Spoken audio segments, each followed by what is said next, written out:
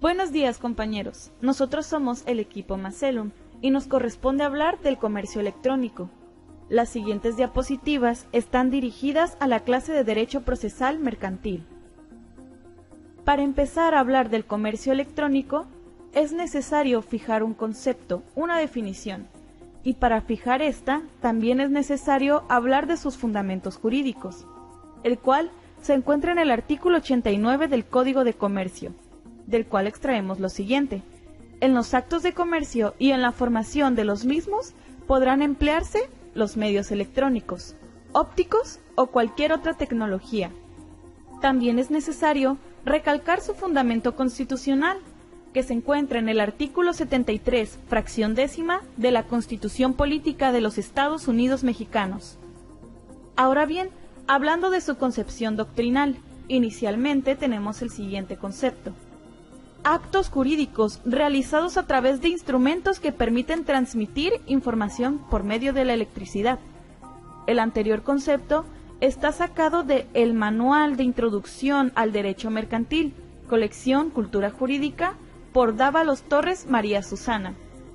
También, Dávalos Torres menciona qué debemos entender por medios electrónicos, ya que la mera definición de medios electrónicos podemos apoderarnos de una concepción bastante amplia. Estos medios podrían incluir el telégrafo, el fax, la televisión, entre otros medios. Para ello es necesario plantear lo siguiente: delimitación de medios electrónicos. En sí, nuestra normatividad carece de una definición fija para el comercio electrónico. Lo más que podemos encontrar dentro de ella son un listado de enunciados acompañados de los conceptos que deben ser empleados para comprender la materia. Sin embargo, a pesar de carecer de una definición, uno de los conceptos mencionados en el artículo 89 tiene una clave para armar nuestra definición, y esta se encuentra en la definición de mensajes de datos, ya que es lo que hace mención a los medios electrónicos, dándonos un parámetro de lo que nos concierne. Procederemos a leer el artículo 89 del Código de Comercio en el apartado referente a los mensajes de datos, lo cual plantea lo siguiente: los mensajes de datos son la información generada, enviada, recibida o archivada por medios electrónicos, ópticos o de cualquier otra tecnología. Al leer este concepto, podemos entender que, por exclusión, hace referencia al Internet exclusivamente como medio.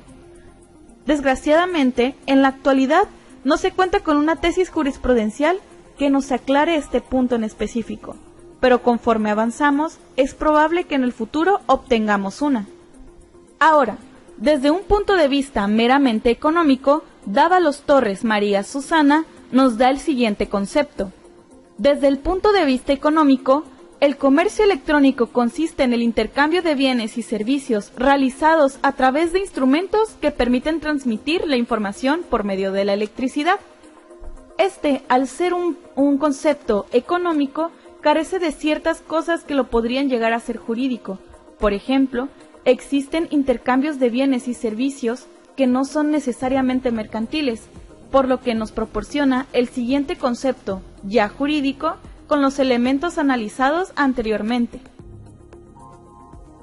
Comercio electrónico se refiere solo a aquellos actos calificados por la ley como mercantiles y que son llevados a cabo por medio de instrumentos que permiten transmitir información por medio de la electricidad, es decir, medios electrónicos, ópticos o cualquier otra tecnología. Por lo tanto, podemos definir al comercio electrónico como los actos realizados por medios electrónicos. Sus antecedentes. Como ya sabemos, el comercio electrónico es una actividad económica. Este tiene sus orígenes alrededor de los 70s en Estados Unidos, donde fue evolucionando hasta ser lo que actualmente es. La autora oropesa Doris Karina desglosa su evolución con ayuda de la empresa ePages, la cual es líder en la materia que nos concierne. Su evolución consta de 5 etapas, siendo la primera de ella la preweb. Durante esta etapa surge la primera cuenta mercantil electrónica por SWREG, empresa pionera en la venta de software para pago en línea. La segunda es el lanzamiento de la web. Durante este lustro surge el primer navegador web comercial, denominado Mosaic, que más tarde, en 1994, se convertiría en Netscape. En 1995, el gigante de la industria del software, Microsoft, saca al mercado la primera versión del sistema operativo, Microsoft Windows 95. Durante el mismo año, surge en los Estados Unidos dos de los primeros sitios web dedicados a la compra y venta de productos en línea, eBay y Amazon. La era .com. En 1997, Dell registra ventas en línea que superan el $1.000.000. Para 2002, en Estados Unidos, 1 de cada 2 usuarios de Internet ha comprado al menos un artículo en línea. El nacimiento de Google. El marketing online se convierte en la fuerza impulsora del comercio electrónico debido a Google. En Estados Unidos, para 2002, 50% de los usuarios han comprado algo en línea. En el mismo año, eBay adquiere PayPal. En 2003, se lanza MySpace. En 2004, Facebook. El regreso de Apple, que sería nuestra última etapa. En 2007, Apple, empresa líder en el mercado de software y equipo de cómputo, en competencia directa con Microsoft, revoluciona el mercado con el lanzamiento de importantes productos, como el iPhone. Para 2008, Google lanza Android, una aplicación para teléfono. Para 2011, 8 de cada 10 personas cuentan con teléfonos celulares y 2 de cada 10 teléfonos inteligentes. Mensaje de datos. Lo podemos definir como un conjunto de elementos o caracteres producidos por algún medio de soporte electrónico, óptico o cualquier otra tecnología, básicamente distinta al papel, que contiene o hace constar la expresión de la voluntad de su autor con efectos de creación, modificación o extinción de derechos y obligaciones. Equivalencia funcional entre papel y documento digital. Lo encontramos regulado en el artículo 89 bis del Código de Comercio, el cual establece que no se negarán efectos jurídicos, validez o fuerza obligatoria a cualquier tipo de información por la sola razón de que esté contenida en un mensaje de datos, el cual ya lo definimos anteriormente. Dichos mensajes podrán ser utilizados como medio probatorio en cualquier diligencia ante autoridad legalmente reconocida y surtirán los mismos efectos jurídicos que la documentación impresa, siempre y cuando los mensajes de datos se ajusten a las disposiciones del Código de Comercio y a los alineamientos normativos correspondientes. Partes que intervienen: el destinatario, emisor, intermediario, parte que confía, prestador de servicios de certificación. El destinatario es la persona designada por el emisor para recibir el mensaje de datos. El emisor es toda persona que, al tenor del mensaje de datos, haya actuado a nombre propio o en cuyo nombre se haya enviado o generado ese mensaje antes de ser archivado. Intermediario: toda persona que, actuando por cuenta de otra, envíe, reciba o archive dicho mensaje o preste algún servicio con respecto a él. Parte que confía: la persona que, siendo o no el destinatario, actúa sobre la base de un certificado o de una firma electrónica. Prestador de servicios de certificación: la persona o institución pública que preste servicios relacionados con firmas electrónicas, expida los certificados o preste servicios relacionados con la conservación de mensaje de datos, el sello digital de tiempo y la digitalización de documentos impresos. Aspectos de la equivalencia funcional. Esto lo encontramos regulado en la ley modelo, más específicamente en sus preceptos legales sexto, séptimo y octavo. Lo escrito. En relación con los mensajes de datos, se cumplirá cuando este documento electrónico sea legible cumpliendo su finalidad. La firma, es decir, la firma electrónica, su originalidad. Se debe de garantizar que el documento electrónico no ha sido modificado y conserva el contenido de su primera creación definitiva. Identidad del emisor. Lo encontramos regulado en el Código de Comercio, artículo 90. Se presumirá que un mensaje de datos proviene del emisor si ha sido enviado por el propio emisor, usando medios de identificación tales como claves o contraseñas del emisor, o por alguna persona facultada para actuar en nombre del emisor respecto a ese mensaje de datos, o por un sistema de información programado por el emisor o en su nombre para que opere automáticamente. Ahora hablaremos del momento de expedición del mensaje de datos, regulado en el Código de Comercio en el artículo 91 bis, el cual establece que Salvo pacto en contrario entre el emisor y el destinatario, el mensaje de datos se tendrá por expedido cuando ingrese en un sistema de información que no esté bajo el control del emisor o del intermediario. Lugar de expedición y recepción, regulado en el artículo 94 del Código de Comercio, el cual mandata lo siguiente. El mensaje de datos se tendrá por expedido en el lugar donde el emisor tenga su establecimiento y por recibido en el lugar donde el destinatario tenga el suyo. Si el emisor y el destinatario tienen más de un establecimiento, el establecimiento será el que guarde una relación más estrecha con la operación subyacente. Si el emisor o el destinatario no tienen establecimiento, se tendrá en cuenta su lugar de residencia habitual. Momento de la recepción. Si el destinatario ha designado un sistema de información para la recepción de mensaje de datos, esta tendrá lugar en el momento en que ingrese en dicho sistema de información. De enviarse el mensaje de datos a un sistema de información del destinatario que no sea el sistema de información designado, o de no haber sido un sistema de información designado en el momento en que el destinatario recupere un mensaje de datos, si el destinatario no ha designado un sistema de información, la recepción tendrá lugar cuando el mensaje de datos ingresa a un sistema de información del destinatario. En relación al acuse recibido, si no se pacta entre las partes la manera de expresar el acuse recibido, se podrá acusar recibido mediante toda comunicación del destinatario automatizada o no, todo acto del destinatario que baste para indicar al emisario que se ha recibido el mensaje de datos.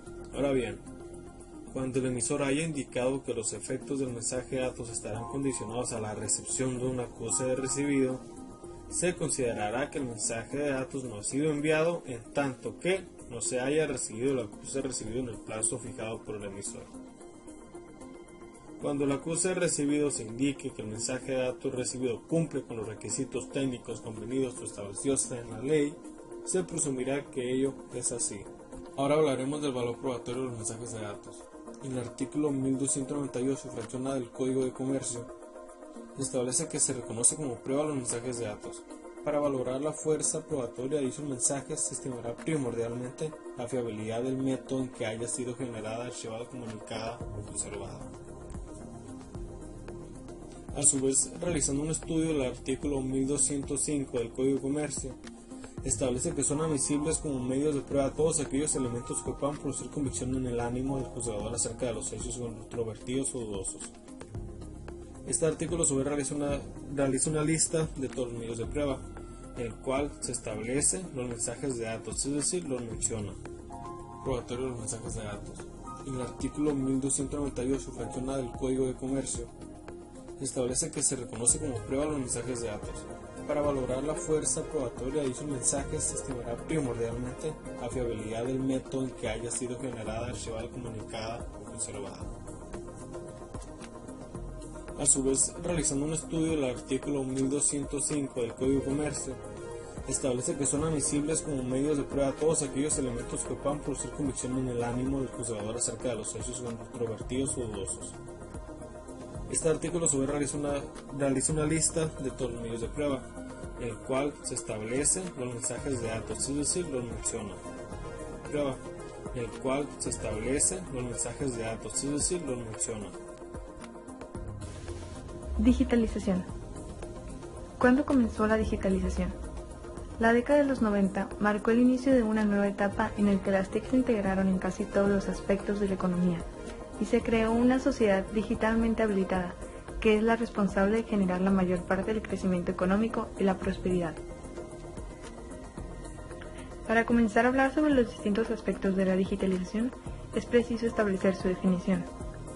La digitalización es el proceso por el que la tecnología digital se implanta en la economía en su conjunto, afectando a la producción, el consumo y a la propia organización, estructura y gestión de las empresas. Formato de digitalización. En todo caso, los documentos podrán ser digitalizados en el formato que determine el comerciante. Digitalización de documentos para la ventanilla de comercio electrónico. Las especificaciones para la digitalización de documentos serán los siguientes. 1. El tamaño máximo del archivo a adjuntar será de 3 MB. 2. Solo archivos de tipo PDF que no contengan formularios, contraseñas, compactados, incrustados o códigos JavaScript. 3. En escala de grises, a 8 bits de profundidad. 4. En resolución de 300 puntos por pulgada. 5. Sin hojas en blanco. 6. Sin reconocimiento óptico de caracteres aplicado. Anexos que acompañen el formato de digitalización. Una vez concluida la digitalización del documento, deberá acompañarse al mismo, así como a cada uno de los anexos que en su caso se generen, la firma electrónica avanzada del comerciante y del prestador de servicios de certificación que ejecutó las actividades de digitalización, en caso de que así haya sido. Cuando un prestador de servicios de certificación realice la digitalización de un documento, habrá presunción legal sobre el adecuado cumplimiento de las disposiciones legales y normativas relativas a dicho proceso, salvo prueba en contrario. Prestadores de servicio de certificación. Un prestador de servicios de certificación puede ser aquel fedatario público, persona moral o institución pública acreditada por la Secretaría de Economía que expide certificados electrónicos y presta otros servicios relacionados con la firma electrónica, como la emisión de constancias de conservación de mensajes de datos y la expedición de sellos digitales de tiempo. Información en poder de un prestador de servicios. La información que en virtud de acuerdos contractuales quede en poder de un prestador de servicios de certificación se regirá por lo dispuesto en la Ley Federal de Protección de Datos Personales en posesión de los particulares. La Ley Federal de Protección de Datos Personales en posesión de los particulares establece lo siguiente. Capítulo 1, artículo 1.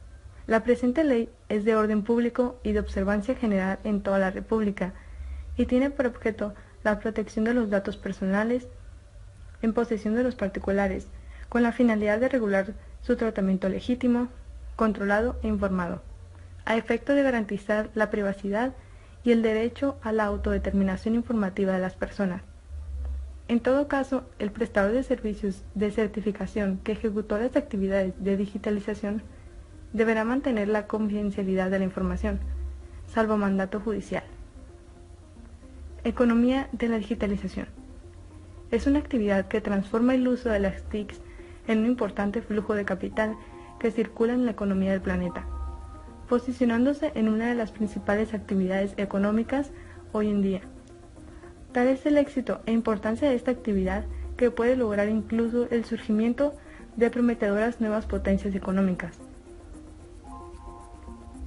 El fuerte impacto de la economía de la información radica en los siguientes aspectos. La aplicación de los teletrabajadores. El papel de la tecnología digital como herramienta virtual al poder realizar operaciones comerciales a mayores distancias geográficas. La red como centro cada vez más frecuente de la actividad económica. La convergencia de las tecnologías en sectores de contenido y telecomunicaciones. La predominancia de la actividad económica global. Beneficios de la normatividad del comercio electrónico y la digitalización de documentos, según la norma oficial mexicana 151 del 2012. Dicha norma establece los procedimientos para conservar y manejar los documentos electrónicos de las empresas y para digitalizar los documentos en papel. La iniciativa tiene como objetivos lograr que la documentación de las empresas, siendo estas convocatorias de asambleas, libros de actas, entre otros, se muestren en formatos electrónicos. Contribuir a que las empresas digitalicen la documentación física que generen en sus actividades y que esta información se reconozca como prueba en los procedimientos judiciales y administrativos, sin necesidad de conservarla en papel. Ventajas de la digitalización. La normatividad y la digitalización de documentos ofrecen mayor certidumbre jurídica frente a las transacciones de compraventa que realicen las empresas y consumidores por medios electrónicos. Reducción de costos para las empresas con la conservación de documentos en archivos electrónicos. Mayor dinamismo del mercado interno que estimule el comercio básico en la tecnología de la información y la comunicación. A continuación vamos a hablar sobre la firma electrónica y la firma electrónica avanzada. La firma es necesaria para hacer constar por escrito la manifestación de la voluntad de aceptar, de contratar o de acusar por recibido por el emisor. para identificar al firmante del documento, la integridad del mensaje y para asegurar la confidencialidad del propio mensaje.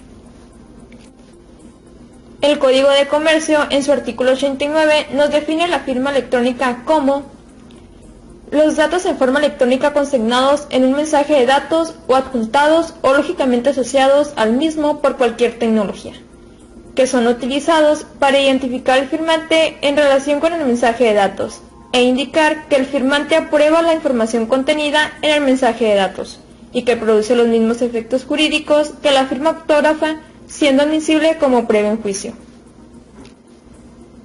Como lo mencioné anteriormente, existe la firma electrónica y la firma electrónica avanzada. La firma electrónica es el término genérico y neutral que se utiliza para referirse al universo de tecnologías mediante las cuales una persona puede identificar como suyo un mensaje de datos. Si bien todas las firmas electrónicas son archivos digitales, las mismas pueden manifestarse de diversas formas.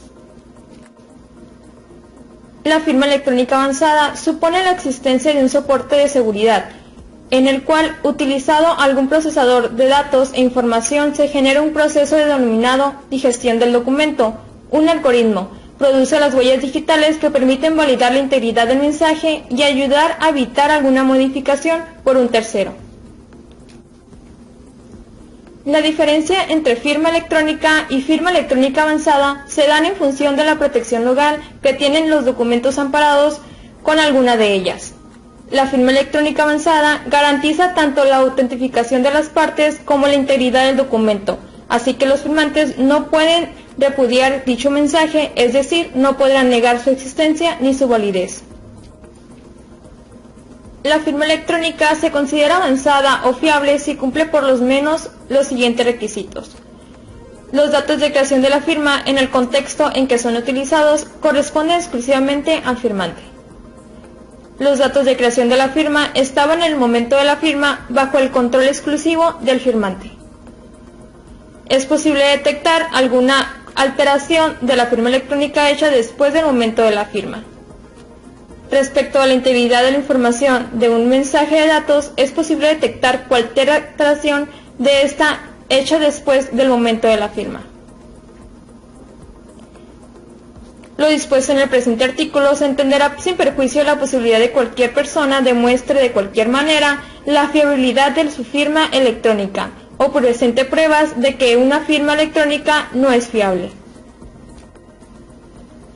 El artículo 9 de la Ley de Firma Electrónica Avanzada establece que para que los sujetos obligados puedan utilizar la firma electrónica avanzada en los actos a que se refiere esta ley, deberán constar con un certificado digital vigente emitido u homologado en los términos de la presente ley y una clave privada generada bajo su exclusivo control.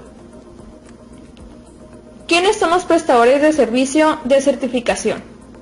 Los sujetos encargados de validar la firma electrónica avanzada serán los prestadores de servicio de certificación, quienes determinarán y harán del conocimiento de los usuarios si las firmas electrónicas avanzadas o fiables cumplen con los requisitos o requerimientos dispuestos en las fracciones primera y cuarta del artículo 97 del Código de Comercio. Más adelante analizaremos el artículo 100 del Código de Comercio, que nos establece quiénes son los prestadores de servicio de certificación. El artículo 99 del Código de Comercio nos establece las obligaciones del firmante, las cuales son: fracción primera, cumplir las obligaciones derivadas del uso de la firma electrónica. Fracción segunda, actuar con diligencia y establecer los medios razonables para evitar la utilización no autorizada de los datos de creación de la firma. Fracción tercera, cuando se emplea un certificado en relación con una firma electrónica, actuar con diligencia razonable para cerciorarse de que todas las declaraciones que hayan hecho en relación con el certificado, con su vigencia o que hayan sido consignadas en el mismo son exactas. El firmante será responsable de las consecuencias jurídicas que deriven por no cumplir oportunamente las obligaciones previstas en el presente artículo. Fracción cuarta, responder por las obligaciones derivadas del uso no autorizado de su firma, cuando no hubiere obrado con la debida diligencia para impedir su utilización, salvo que el destinatario conociere de la inseguridad de la firma electrónica o no hubiera actuado con la diligencia debida. En un resumen breve, lo que se habló en este video es del comercio electrónico. Se abordó su concepto, sus antecedentes, lo relativo a los mensajes de datos, la digitalización y la firma electrónica. Continuaremos con más temas en la parte 2.